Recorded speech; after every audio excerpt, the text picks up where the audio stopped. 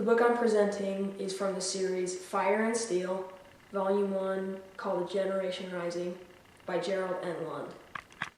The story is largely spent on setting the background information of the main character, Hans, and the people that he meets and how he gets his education. This information will be critical for the future volumes of this series and laying the background information of Hitler and his uprising in World War II. Hans is from a lower class family that runs a dairy farm, and his mother reminds him all the time that there's nothing wrong with being a dairy farmer all his life, when his father wants him to be more than that. The story has an underlying message of social class and where everybody belongs in their social class, which is part of what Hitler tries to separate the Jews from the high upper class in World War II. Hans is named after the first chancellor of the great German Empire. Hans excels in school and he's very smart, so his teacher gives him extra work that makes him excel even more and smarter in schoolwork.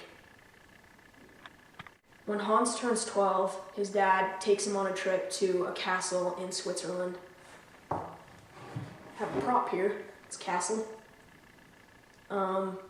He also gives him a tool chest that helps him become mechanically inclined so that he can get a job.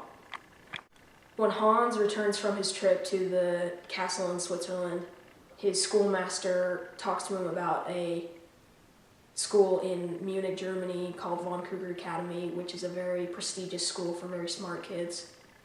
This is where he meets a girl that is of a higher class than he is.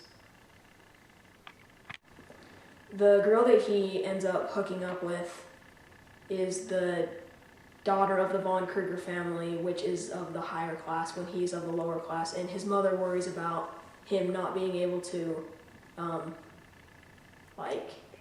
fit into the higher class when he's from such a low class. The girl that he dates ends up dumping him and saying that it was just a casual relationship when he thought that it was more than that. And once he graduates from school, he decides to join the military at the start of World War I. When he is cleaning his things in his barrack, his platoon leader inspects his weapon and it's not clean, so he punishes his platoon, and as a result of that, his platoon beats him up and he decides that he needs to go AWOL to get away from them. When he goes back to his village, his parents tell him that he has to go back because he can't dishonor his family like that. He gets assigned to drive trucks along the trench lines to supply other soldiers that are actually in the trenches with food and supplies. After a little while of doing that, his platoon leader tells him that he's not needed as a truck driver anymore and that he's going to be put in the trenches.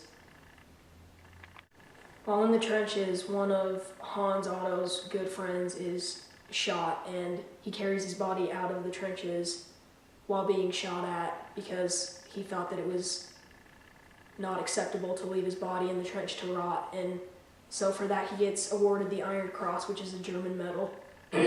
Later in the story, he is getting bombed by his own artillery unknowingly, he has to run back to his artillery because he doesn't have a radio, and he runs back and tells them that they need to stop shooting at them, and he gets injured and hospitalized. At the hospital, he meets somebody who's influential in the Second World War. And that's the end of my story.